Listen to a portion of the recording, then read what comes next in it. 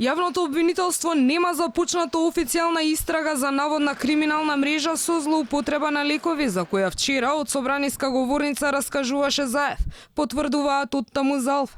Според премиерот, шемата вклучувала и матични лекари кои издавале фиктивни рецепти, а во организација со аптеки им се давале лекови на луѓе без пари, кои пак потоа ги продавале во државата, но и во странство. Според него, лекови на рецепт после првата недела во месецот нема поради криминалните активности што подолго време се одвиваат. Се издаваат фиктивни рецепти од страна на лекари, а истовремено со добро организирана форма на аптеки фиктивните рецепти ги примат и лековите фактички доаѓаат во посед на луѓе без пари. После со нив се тргува ширум Македонија, надвор од Македонија во други земји и слично. И тие се незаконски криминални активности, правиме сериозни истраги. Не е познато дали има предистражна постапка, која според законот за кривична постапка е тајна.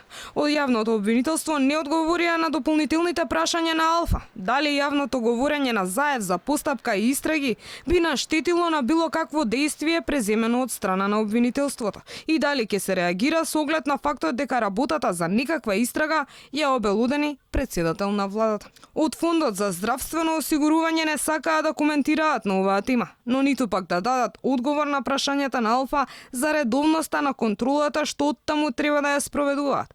Од фондот во кус телефонски разговор само ни посочија, оти набрзо ќе излезале со конкретни мерки. И Министерството за здравство реши да се огради од скандалозната објава за криминал со лекови.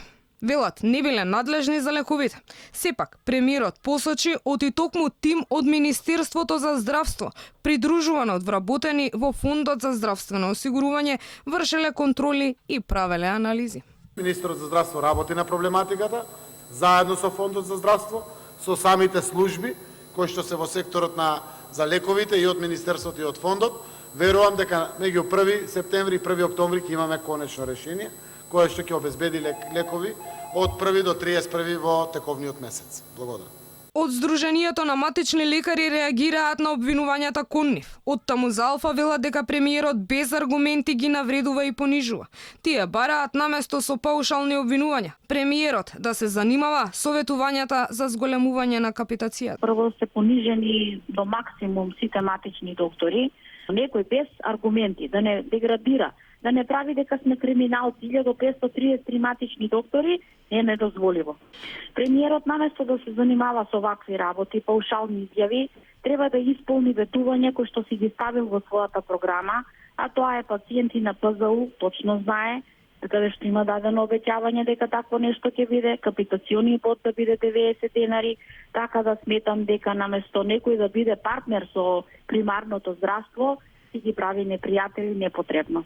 Од Сдруженијето додаваат дека самиот систем Мој термин што е функционален, овозможува и електронска проверка на издадени лекови, но има можности да се види дали пациентот ги подигнал лековите.